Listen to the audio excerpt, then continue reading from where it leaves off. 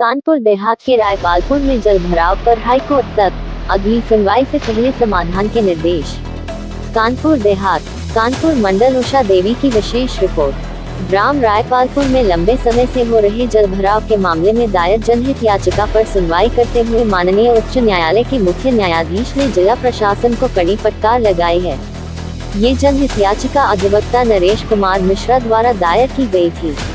दिनांक 7 जनवरी 2026 को हुई सुनवाई के दौरान मुख्य न्यायाधीश ने प्रथम दृष्टया यह माना कि ग्राम रायपालपुर के जलमग्न होने की शिकायत तथ्यात्मक रूप से सही है। न्यायालय ने स्पष्ट टिप्पणी करते हुए कहा कि किसी भी गांव का जलमग्न होना स्वीकार्य नहीं है, बल्कि वर्षा जल निकासी के लिए स्थायी और प्रभावी व्यवस्था होनी चाहिए।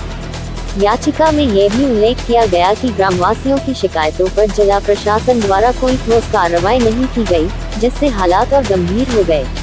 इस पर विपक्षी पक्ष द्वारा स्थायी समाधान के लिए समय की मांग की गई।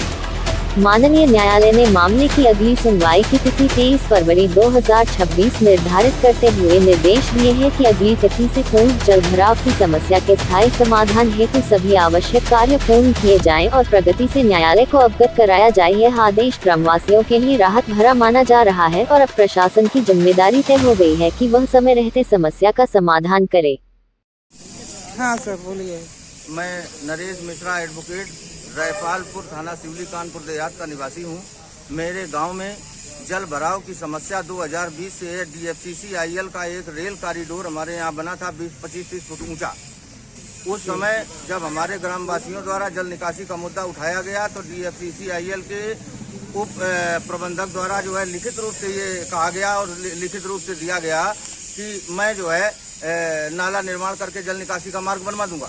लेकिन वो अपनी परियोजना पूरी करके चले गए। तब से हमारे गांव में जल भराव हो गया। तमाम शिकायतों के बाद जब हमारे गांव में कोई सुनवाई नहीं हुई, तब जो है मेरे द्वारा एक जो है PIL माननीय उच्च न्यायालय में दाखिल की गई।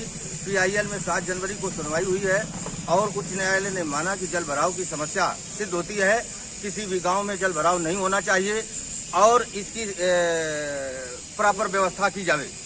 और सुनवाई के लिए 23 फरवरी उन्होंने डेट लगा दी है। इसी संबंध में मैं माननीय